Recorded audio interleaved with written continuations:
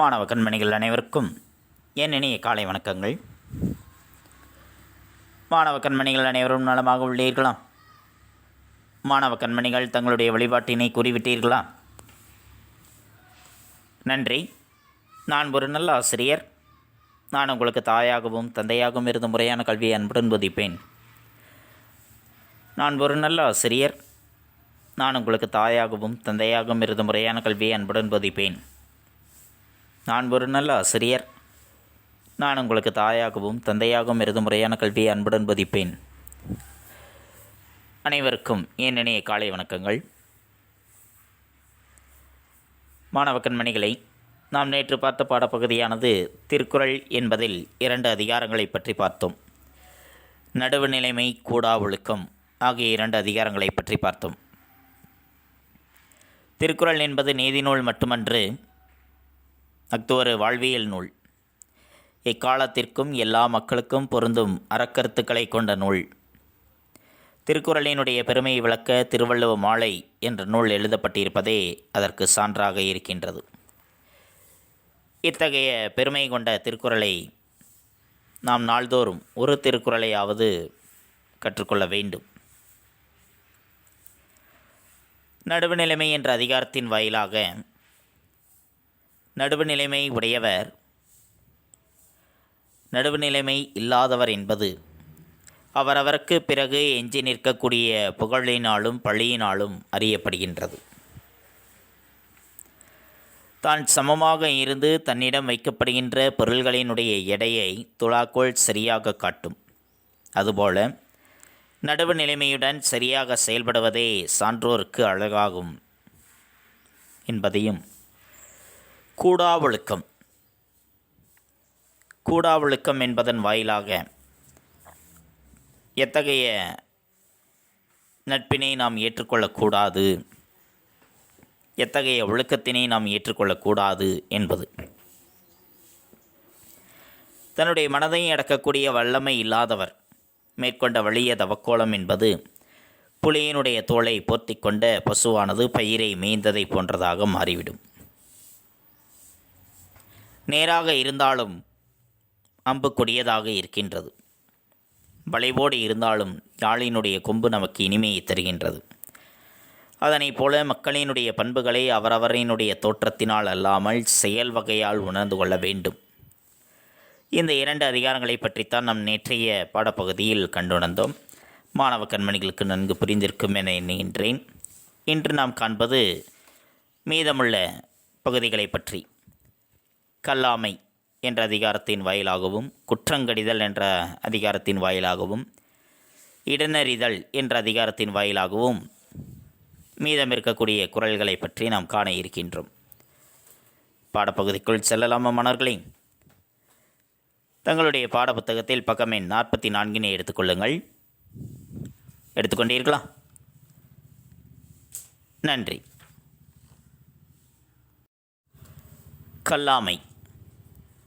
கல்லாமை என்பது கல்வி அறிவில்லாமல் இருப்பது.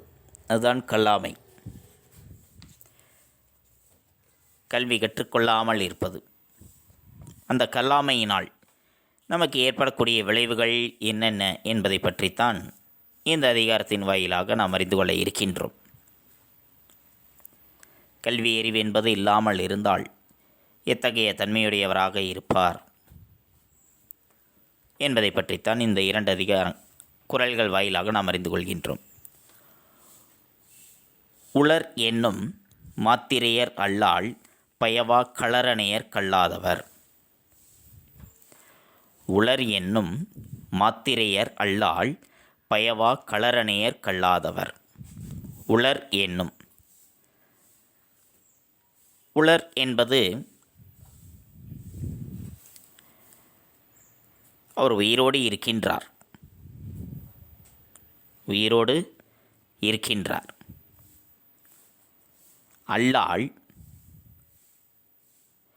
அதை தவிர, அவர் உயிரோடு இருக்கின்றார் என்பதை தவிர, பயவா களரணையர், பயவா வேறு எந்த பயனும் இல்லை.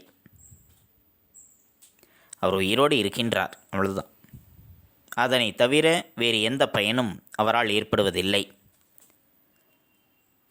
களர் அணையர் கல்லாதவர். களர் அணையர், களர் நிலம். களர் நிலத்தை அணையர் என்றால் போன்றவர். எதற்குமே பயனை தராத களர் நிலத்தை போன்றவர் யாரு? கல்லாதவர், கல்வி கற்காதவர். கல்வி கற்காதவர், எதற்குமே பயனில்லாத களர் நிலத்தை போன்றவர். அவர் உயிரோடு இருக்கின்றார் என்பதை தவிர அவரால் வேறு எந்த விதமான பயனும் நமக்கு ஏற்படுவதில்லை. வேறு எந்த பயனும் அதில் இல்லை. அவர் உயிரோடு இருக்கின்றார், அவ்வளவுதான். ஏனென்றால் அவர் கற்க வேண்டிய நூல்களை கற்று அறிவு பெறாதவராக இருக்கின்றார். அவர் உயிரோடு வாழ்கின்றார் என்று கூறக்கூடிய அளவில் மட்டும்தான் இருக்கின்றாரே தவிர தனக்கோ அல்லது மற்றவர்களுக்கோ எந்தவிதமான பயனையும் தராத உவர் நிலத்திற்கு சமமானவர்கள். தனக்கும் பயன் தராது, பிறருக்கும் பயன் தராது உவர் நிலம் என்பது. அந்த உவர் நிலத்தை போன்றவர்களாக இருக்கின்றார்கள் கல்வி கல்லாதவர்கள் என்பவர்கள். ஆக மாணவர்களே, நாம் கற்க வேண்டிய நூல்களை கற்று அறிவு பெற்றவராக இருக்க வேண்டும்.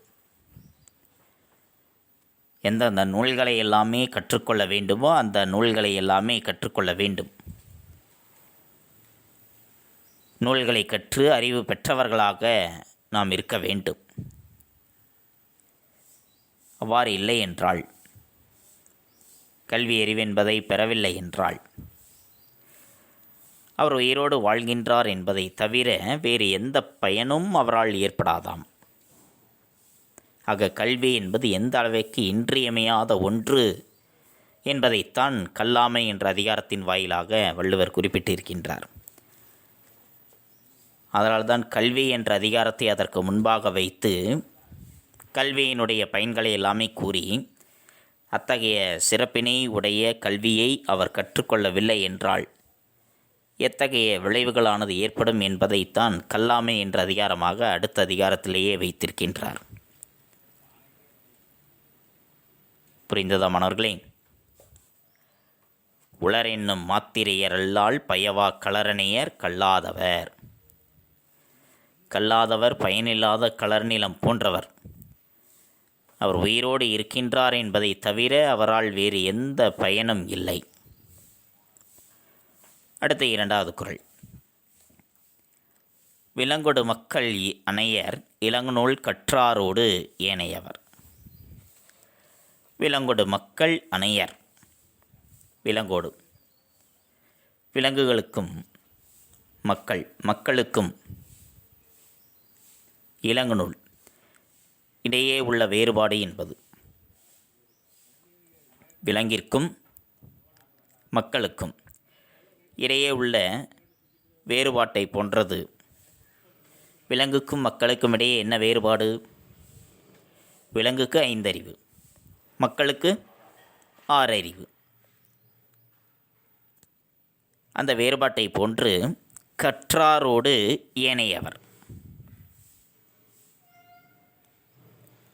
கற்றாரோடு கல்வி கற்றவர்களோடு ஏனையவர் என்பவர் கல்வி கல்லாதவர். கற்றவர்க்கும் கல்லாதவர்க்கும் இடையே இருக்கக்கூடிய வேறுபாடு மக்களுக்கும் விலங்குகளுக்கும் இடையே உள்ள வேறுபாட்டிற்கு இணையானது. கல்வி கற்றவர்க்கும் கல்லாதவர்க்கும் இடையே இருக்கக்கூடிய வேறுபாடானது மக்களுக்கும் விலங்குகளுக்கும் இடையே உள்ள வேறுபாட்டிற்கு இணையானது. ஆக கல்வி கற்றவர் 6 அறிவுடைய மனிதர்களுக்கு இணையானவராக மதிக்கப்படுகின்றார். கல்வி அறிவு இல்லாதவர் 5 அறிவுடைய விலங்குகளோடு தொடர்புடையவராக சொல்லப்படுகின்றது. சிறந்த நூல்களை கற்றறிந்தவரோடு ஒப்பு நோக்கும் பொழுது கல்லாதவர் என்பவர் பகுத்தறிவுடைய மக்களோடு விலங்குகளுக்குள்ள வேறுபாட்டினை உடையவராக மாற்றமடைகின்றார். புரிந்ததா மாணவர்களே? ஆக கல்வி அறிவு என்பது எந்தளவிற்கு இன்றியமையாத ஒன்று என்பதைத்தான் இந்த கல்லாமை என்ற அதிகாரத்தின் வாயிலாக வள்ளுவர் கூறுகின்றார். கல்வி அறிவு பெற்றவர்க்கும் கல்வி அறிவில்லாதவர்க்கும் இடையே இருக்கக்கூடிய வேறுபாடு என்பது மக்களுக்கும் விலங்குகளுக்கும் இடையே இருக்கக்கூடிய வேறுபாட்டிற்கு இணையானதாக கருதப்படுகின்றது.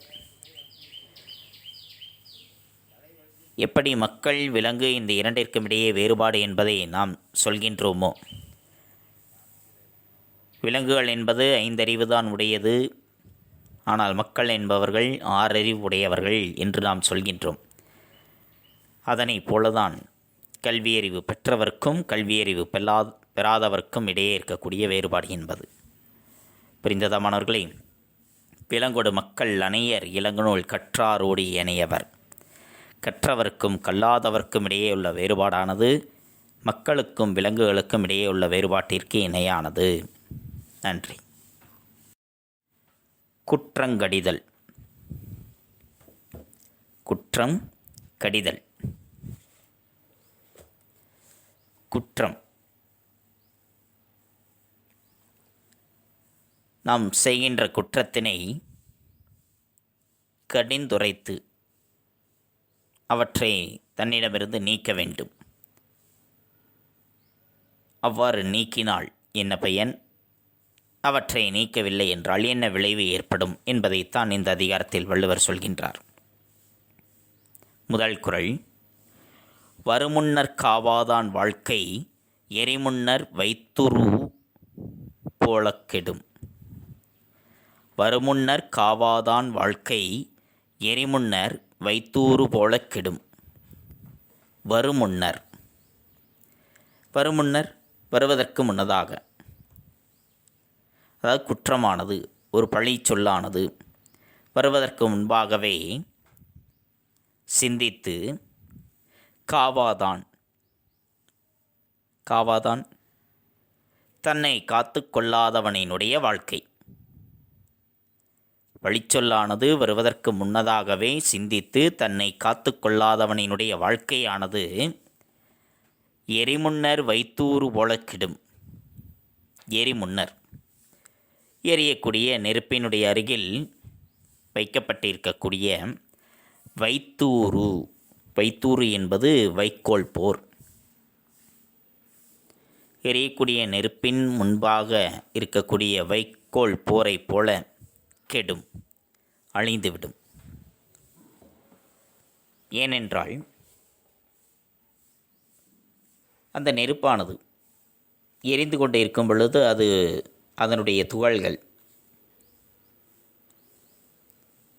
அதனுடைய கனலானது அருகில் இருக்கக்கூடிய வைக்கோல் போர் மீது துளி அளவு பட்டுவிட்டதென்றால் அந்த வைக்கோல் போர் முழுமையாகவே எரிந்து சாம்பலாகிவிடும். அதனைப் போல ஒரு பழிச்சொல்லானது நம்மை வருவதற்கு முன்னதாகவே, ஒரு பழிச்சொல் நம்மை நோக்கி வருகின்றது, ஒரு பழிச்செயல் நம்மை நோக்கி வருகின்றது என்றால் அது வருவதற்கு முன்னதாகவே சிந்தித்து இந்த செயலை செய்தோம் என்றால் இத்தகைய பழிச்சொல் நம்மை வந்து சேரும். இதனை பேசினோம் என்றால் இத்தகைய பழிச்சொல்லானது நம்மை வந்து சேரும் என்பதை நாம் சிந்தித்து நம்மை நாம் காத்து கொள்ள வேண்டும். அவ்வாறு காத்து கொள்ளவில்லை என்றால் எப்படி அந்த நெருப்பினுடைய அருகில் வைக்கப்பட்டு இருக்கக்கூடிய வைக்கோல் போரானது அழிந்து போகின்றதோ அதனைப் போல நாமும் அழிந்து போய்விடுவோம். அதைத்தான் இந்த அதிகாரத்தில் வள்ளுவர் சொல்கின்றார். வருமுன்னர் காவாதான் வாழ்க்கை எரிமுன்னர் வைத்தூறு போலக் கெடும். ஒரு பழிச்சொல்லானது நம்மை வருவதற்கு முன்னதாகவே நாம் சிந்தித்து நம்மை நாமே காத்து கொள்ள வேண்டும். அப்படி காத்து கொள்ளாதவரினுடைய வாழ்க்கையானது நெருப்பின் முன்பாக வைக்கப்பட்டிருக்கக்கூடிய வைக்கோல் போரை போல அவருடைய வாழ்க்கையானது அழிந்து போய்விடும். ஆக நாம் ஒரு பழிச்சொல் நம்மை வந்து சேர்வதற்கு முன்னதாகவே நாம் சிந்தித்து நம்மை நாமே காப்பாற்றிக் கொள்ள வேண்டும். புரிந்ததா மன்னர்களே? இது முதல் குறள். இரண்டாவது குறள், தன் குற்றம் நீக்கி பிறர் குற்றம் காண்கிற்பின் என் குற்றம் ஆகும் இறைக்கு. தன் குற்றம் நீக்கி பிறர் குற்றம் காண்கிற்பின் என் குற்றம் ஆகும் இறைக்கு. தன் குற்றம் நீக்கி, தன்னுடைய குற்றத்தினை, தன்னிடம் இருக்கக்கூடிய குற்றங்களை கண்டு அவற்றை நீக்கிவிட வேண்டும். தன்னிடம் என்ன குறைபாடுகள் இருக்கின்றதோ அந்த குறைபாடுகளை கண்டறிந்து அவற்றை நீக்கிவிட வேண்டும். அதனை நீக்கிய பிறகு பிறர் குற்றம், அதன் பிறகுதான் மற்றவரிடத்தில் நாம் குற்றத்தை கண்டுபிடித்து காண்கிற்பின் ஆராய்ந்து என் குற்றமாகும். அப்படி நாம் ஆராயும் பொழுது எந்த விதமான பழியும் ஏற்படாது. யாருக்கு? இறைக்கு. ஒரு தலைவன் ஒரு நாட்டினுடைய தலைவனாக இருக்கின்றான் என்றால், ஒரு நாட்டிற்கு அரசனாக இருக்கின்றான் என்றால், அவன் முதலில் தன்னுடைய குற்றத்தை கண்டு நீக்க வேண்டும். தன்னிடம் என்ன குற்றம் இருக்கின்றது என்பதை கண்டறிந்து அந்த குற்றத்தை நீக்க வேண்டும். அதன் பிறகுதான் மற்றவருடைய குற்றத்தை ஆராய வேண்டும். பிறரிடத்தில் என்ன குற்றம் இருக்கின்றது, என்ன தவறு செய்திருக்கின்றார்கள் என்பதை ஆராய வேண்டும். அவ்வாறு ஆராய்ந்தால் அவனுக்கு எந்த விதமான பழிச்சொல்லும் ஏற்படாது. தன்னுடைய குற்றத்தையே நீக்காமல் பிறருடைய குற்றத்தை அவர் ஆராயும் பொழுது அவருக்கு பழிச்சொல்லானது ஏற்படும். ஒரு சொல்லவடை கூட சொல்வார்கள், தன்னுடைய முதுகிலேயே 1000 அழுக்கு இருக்கின்றது, அடுத்தவரை பற்றி இவர் குறை கூறுகின்றார் என்று. அதை போன்றுதான் ஆகிவிடும். நாம் நம்மை பற்றி ஒரு சிறு கதை கூட இருக்கின்றது மாணவர்களே. ஒரு முனிவர், ஒரு ஞானி ஒருவர் இருக்கின்றார், ஒரு பெரியவர். அவரிடத்தில் ஒரு தாய் தன்னுடைய மகனை அழைத்து கொண்டு போகின்றார். அழைத்து கொண்டு சென்ற பிறகு அந்த தாய் கூறுகின்றார், ஐயா, என்னுடைய மகன் அதிகமாக இனிப்பு சாப்பிடுகின்றான், எவ்வளவு சொன்னாலும் கேட்க மாட்டேன் என்கின்றான், நீங்கள் தான் இவனுக்கு அறிவுரை கூற வேண்டும் என்று சொல்கின்றார். உடனே அந்த பெரியவர் சிறிது நேரம் யோசித்த பிறகு, ஒரு 2 வாரங்கள் கழித்து என்னிடம் அழைத்து வாருங்கள் என்று சொல்லிவிட்டார். எந்த அறிவுரையும் கூறவில்லை. 2 வாரங்கள் கழித்து என்னிடம் அழைத்து வாருங்கள் என்று சொல்லிவிட்டார். அதே போல் 2 வாரங்கள் கழித்து அந்த தாயும் தன்னுடைய மகனை அழைத்து வருகின்றார். அப்பொழுது அந்த பெரியவர் சொல்கின்றார், மகனே, இனிப்புகள் என்பது அதிகமாக சாப்பிடக்கூடாது, அதனால் என்னென்ன விளைவுகள் ஏற்படும் என்பதை பற்றி எல்லாமே அவனுக்கு அறிவுரையாக சொல்கின்றார். அளவுக்கு மிஞ்சினால் அமிர்தம் நஞ்சு என்பதைப் போல நமக்கே ஆபத்தாக மாறிவிடும் என்று அறிவுரை சொல்கின்றார். அவ்வாறு அறிவுரை கூறிய பிறகு அந்த தாய் கேட்கின்றார் அந்த பெரியவரிடம், ஐயா, நான் 2 வாரங்களுக்கு முன்பே அழைத்து வந்தேன், ஆனால் நீங்கள் அப்பொழுது கூறாமல் 2 வாரங்கள் கழித்து வாருங்கள் என்று சொன்னீர்களே, என்ன காரணம் என்று கேட்டபொழுது அந்த பெரியவர் சொன்னார், முதலில் நானே அதிகமாக இனிப்பு சாப்பிடுவேன், அவ்வாறு நானே அதிகமாக இனிப்பு சாப்பிடும் பொழுது நான் எப்படி அவனுக்கு அறிவுரை கூற முடியும்? நானே தவறை செய்யும் பொழுது அந்த தவறை செய்கின்றவனுக்கு எப்படி நான் அறிவுரை சொல்ல முடியும்? ஆகவே அந்த 2 வார காலங்களில் நான் இனிப்பு சாப்பிடுவதை படிப்படியாக குறைத்து கொண்டேன். இப்பொழுது இனிப்பு என்பதை நான் துளி கூட சாப்பிடுவதில்லை. ஆதலால் தான் இப்பொழுது அறிவுரை கூறக்கூடிய தகுதி எனக்கு வந்துவிட்டது. அப்பொழுது அந்த தகுதி எனக்கு இல்லை. இப்பொழுது அந்த தகுதி எனக்கு வந்துவிட்டது. ஆகவே தான் அந்த சிறுவனை அழைத்து வரச் சொன்னேன், அவனுக்கு அறிவுரை கூறினேன் என்று சொன்னார். அதனை போல ஒரு நாட்டினுடைய அரசன் முதலில் தன்னுடைய குற்றத்தை கண்டு தன்னிடம் இருக்கக்கூடிய குற்றங்களை நீக்கி அதன் பிறகு பிறருடைய குற்றத்தை ஆராய்கின்றார் என்றால் அவருக்கு எந்த விதமான பழிச்சொல்லும் ஏற்படாது என்பது. புரிந்ததா மாணவர்களே? நன்றி. இடனறிதல். இடனறிதல் என்ற அதிகாரத்தின் வாயிலாக இடன் அறிதல், இடம், எந்த இடம் என்பதை அறிந்து அந்த இடத்திற்கு ஏற்றவாறு நாம் செயல்பட வேண்டும். எந்த இடத்தில் நாம் இருக்கின்றோம், எத்தகைய செயலை நாம் செய்யப் போகின்றோம், தகுந்த காலம், தகுந்த இடம் என்பதை அறிந்து நாம் செயல்பட வேண்டும். அதனைத்தான் இந்த அதிகாரத்தில் வள்ளுவர் சொல்கின்றார். முதல் குறள், தொடங்கற்க எவ்வினையும் எள்ளற்க முற்றும் இடங்கண்ட பின் அல்லது. தொடங்கற்க எவ்வினையும் எள்ளற்க முற்றும் இடங்கண்ட பின் அல்லது. தொடங்கற்க, தொடங்கக்கூடாது, தொடங்கக்கூடாது. எதனை தொடங்கக்கூடாது? எவ்வினையும், எந்த செயலையும், எந்த செயலையும் தொடங்கக்கூடாது. எவ்விதமான செயலையும் தொடங்கக்கூடாது. ஏன்? எள்ளற்க, ஏற்ற இடத்தினை முழுவதுமாக ஏற்ற இடத்தினை இடங்கண்ட பின், அறிந்து கொண்ட பின்பு, அல்லது இகழக்கூடாது. ஏற்ற இடத்தினை அறியாமல், தனக்கு ஏற்ற இடம் எது, தனக்கு பொருத்தமான இடம் எது என்பதை அறியாமல் எந்த ஒரு செயலையும் நாம் தொடங்கக்கூடாது. பிறரை இகழவும் கூடாது. பகைவர்களை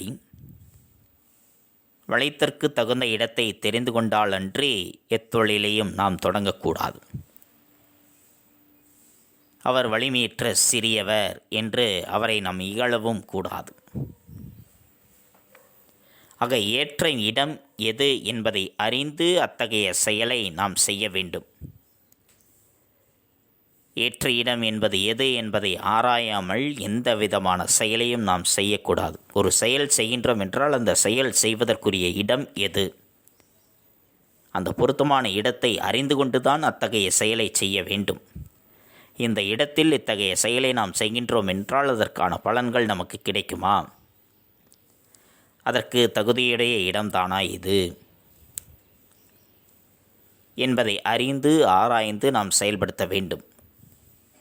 இப்போ ஒரு தொழில் தொடங்குகின்றோம் என்றால், ஒரு தேநீர் கடை வைக்கின்றோம் அல்லது ஒரு மளிகை கடை வைக்கின்றோம் என்றால், உதாரணத்திற்கு எந்த இடத்தில் வைக்கலாம்? ஒரு ஊர் இருக்கின்றது என்றால் அந்த ஊரினுடைய நடுவில் ஒரு இடம் இருக்கின்றது என்றால் அந்த இடத்தில் வைக்கலாம். அதனால் அந்த ஊர் மக்கள் அனைவருக்குமே பயன் தருவதாக இருக்கும். இல்லை என்றால் ஒரு சாலை ஓரத்தில், வாகனங்கள் செல்லக்கூடிய ஒரு சாலையினுடைய ஓரத்தில் அந்த கடை வைத்தோம் என்றால் அதனால் பயன்கள் கிடைக்கும். சாலையில் செல்பவர்கள், வருவோர் போவோர் நின்று பொருட்களை வாங்கிச் செல்வார்கள். அவ்வாறு இல்லாமல் மக்கள் நடமாட்டமே இல்லாதிருக்கக்கூடிய ஒரு பகுதியில் கொண்டு போய் நாம் கடை வைத்தோம் என்றால் அது நமக்கு வருமானத்தை தருமா, இல்லையா? இல்லை. ஆக ஒரு செயலை செய்கின்றோம் என்றால் அதற்கு ஏற்ற இடத்தை அறிந்து நாம் செய்ய வேண்டும். அப்படி ஏற்ற இடத்தை அறியாமல் எந்த விதமான செயலையும் நாம் தொடங்கக்கூடாது. தொடங்கிய பிறகு யாரையும் நாம் இகழவும் கூடாது. அதைத்தான் இந்த குறளின் வாயிலாக வள்ளுவர் வலியுறுத்துகின்றார். புரிந்ததா மாணவர்களே? தொடங்கற்க எவ்வினையும் எள்ளற்க முற்றும் இடங்கண்ட பின் அல்லது. பொருத்தமான இடத்தை அறியாமல் எந்த செயலையும் தொடங்கவும் கூடாது, இகழவும் கூடாது. அடுத்து கடைசி குறள். கடல் ஓடா கால்வள் நெடுந்தேர் கடல் ஓடும் நாவாயும் ஓடா நிலத்து. கடலோடா கால்வள் நெடுந்தேர் கடலோடும் நாவாயும் ஓடா நிலத்து. கடல் ஓடா, கடலில் ஓடாது. கடலில் ஓடாது. இது கால்வள். கால்வள் கால்வள் என்பது தரையில் ஓடும். கடலில் ஓடாது, ஆனால் தரையில் ஓடும். இது நெடுந்தேர், ஒரு மிகப்பெரிய தேரானது. வலிமையான சக்கரங்களை கொண்டிருக்கக்கூடிய ஒரு பெரிய தேரானது கடலில் ஓடாது, ஆனால் தரையில் ஓடும். கடல் ஓடும், அதேபோல் கடலில் ஓடும். எது? நாவாய், பெரிய கப்பல். பெரிய கப்பல்களானது கடலில் ஓடும், ஓடா நிலத்து, ஆனால் தரையில் ஓடாது. வலிமையான சக்கரங்களை கொண்டிருக்கக்கூடிய பெரிய தேரானது கடலில் ஓட இயலாது, தரையில் ஓடும். ஆனால் ஒரு பெரிய கப்பலானது தரையில் ஓடாது, ஆனால் கடலில் ஓடும். ஆக இதன் மூலம் அவரவர்க்குரிய இடங்களில்தான் சிறப்பாக செயல்பட முடியும். அவர் எந்த இடத்தில் இருக்கின்றாரோ அந்த இடத்தில்தான் அவரால் சிறப்பாக செயல்பட முடியும். எப்படி தேரானது கடலில் செல்லாது தரையில் மட்டும் செல்லுமோ, ஒரு பெரிய கப்பலானது தரையில் செல்லாது கடலில் மட்டும் செல்லுமோ, அதனைப் போல அவரவர்க்குரிய இடங்களில்தான் அவர்களால் சிறப்பாக செயல்பட முடியும். அவர்களினுடைய இடத்தை விட்டு வேறொரு இடத்திற்கு செல்கின்றார்கள் என்றால், வேறொரு இடத்திற்கு சென்று அவர்கள் செயல்படுகின்றார்கள் என்றால், அவர்களால் அதில் வெற்றி பெற இயலாது. எந்தெந்த இடத்தில் இருக்க வேண்டுமோ அது அந்தந்த இடத்தில்தான் இருக்க வேண்டும்.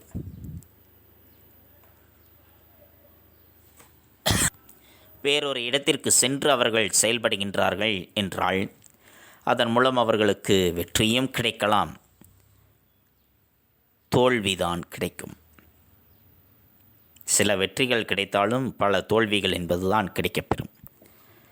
ஆக அவரவர்கள் தங்களுக்குரிய இடங்களில்தான் சிறப்பாக செயல்பட முடியும். அதுதான் கடல் ஓடா கால்வள் நெடுந்தேர் கடலோடும் நாவாயும் ஓடா நிலத்து.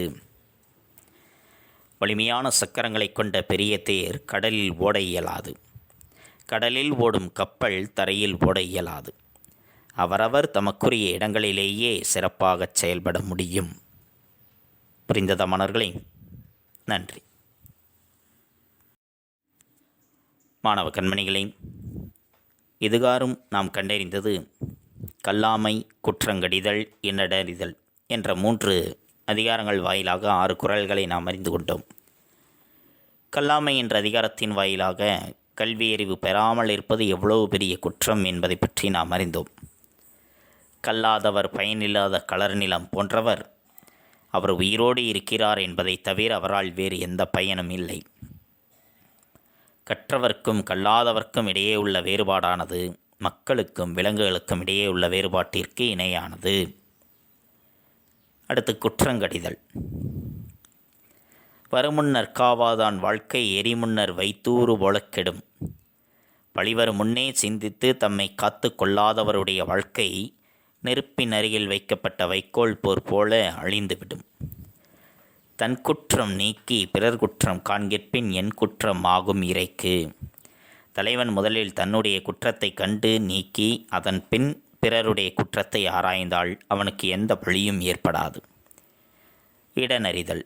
தொடங்கற்க எவ்வினையும் எல்லற்க முற்றும் இடங்கண்ட பின் அல்லது. பொருத்தமான இடத்தை அறியாமல் எந்த செயலையும் தொடங்கவும் கூடாது, இகழவும் கூடாது. கடல் ஓடா கால்வள் நெடுந்தேர் கடல் ஓடும் நாவாயும் ஓடா நிலத்து. வலிமையான சக்கரங்களை கொண்ட பெரிய தேர் கடலில் ஓட இயலாது. கடலில் ஓடும் கப்பல் தரையில் ஓட இயலாது. அவரவர் தமக்குரிய இடங்களிலேயே தான் சிறப்பாக செயல்பட முடியும் என்பதை பற்றித்தான் இன்றைய பாடப்பகுதியில் கண்டுணர்ந்தோம். மாணவ கண்மணிகளுக்கு நன்கு புரிந்திருக்கும் என எண்ணுகின்றேன். அடுத்து நாம் காண்பது பாடப்புத்தகம் படித்தல். பாடப்புத்தகம் படித்தல் பக்கம் எண் 44 மற்றும் 45. பக்கம் எண் 44 கல்லாமை என்பதில் ஆரம்பித்து பக்கம் எண் 45 நூல்வெளி என்பது வரைக்கும் மாணவ கண்மணிகள் பாடப்புத்தகம் படித்தலாக எடுத்துக்கொண்டு எழுந்து நின்று உறக்கப் படியுங்கள். தங்களுடைய படித்தல் பயிற்சியினை சற்று மேம்படுத்திக் கொள்ளுங்கள். அடுத்து நாம் காண்பது வீட்டுப்பாடம். வீட்டுப்பாடம் பக்கம் எண் 43 மற்றும் 44. பக்கம் எண் 43 மனப்பாட பாடல்கள். நடுவு நிலைமை. தக்கார் தகவிலர் என்பது அவரவர் எச்சத்தால் காணப்படும். அதுவும் கூடா ஒழுக்கம். 4வது குறள். கனை கொடிது யாழ்கோடு செவ்விது ஆங்கு அன்ன வினைபடு பாலால் கொளல். பக்கம் எண் 44 6வது குறள். விலங்கொடு மக்கள் அணையர் இளங்கநூல் கற்றாரோடு ஏனையவர். 8வது குறள். குற்றங்கடிதல். தன் குற்றம் நீக்கி பிறர் குற்றம் காண்கிற்பின் என் குற்றம் ஆகும் இறைக்கு. இந்த 4 குறள்கள் தான் வீட்டுப்பாடம். இந்த 4 குறள்களையும் ஒரு முறை எழுதி பலமுறை படித்துக் கொள்ளுங்கள். தங்களுடைய கையெழுத்து பயிற்சியும் சற்று மேம்படுத்திக் கொள்ளுங்கள். அடுத்து பக்கம் எண் 45 மதிப்பீடு பகுதி. சரியான விடையை தேர்ந்தெடுத்து எழுதுக என்பது. உரிய விடையை தேர்ந்தெடுத்து எழுத வேண்டும். புகழாலும் பழியாலும் அறியப்படுவது. புகழினாலும் பழியினாலும் அறியப்படுவது எது? அடக்கமுடைமை, நாணுடைமை, நடுவு நிலைமை, பொருளுடைமை. நடுவு நிலைமை குறித்து கொள்ளுங்கள். நடுவு நிலைமை.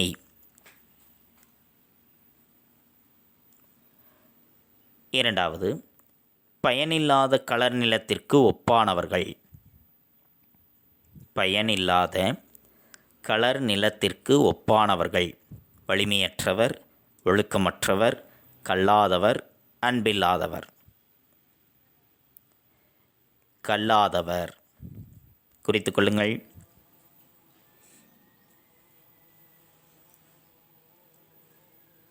வல்லுருவம் என்னும் சொல்லை பிரித்தெழுத கிடைப்பது. வல் குட்டல் உருவம், வன்மை குட்டல் உருவம், வல்ல குட்டல் உருவம், வல்லு குட்டல் உருவம். வல் குட்டல் உருவம். அடுத்து 4வது. நெடுமை குட்டல் தேர் என்பதனை சேர்த்தெழுத கிடைக்கும் சொல். நெடுதேர், நெடுத்தேர், நெடுந்தேர், நெடுமை தேர். நெடுந்தேர். அடுத்த 5வது. வருமுன்னர் என தொடங்கும் குறளில் பயின்று வந்துள்ள அணி. எடுத்துக்காட்டு உவமையணி, தற்குறிப்பெற்றணி, உவமையணி, உருவகணி. உவமையணி குறித்து கொண்டீர்களா? நன்றி. மீண்டும் அடுத்த பாட வேளையில் சந்திப்போம். நன்றி, வணக்கம்.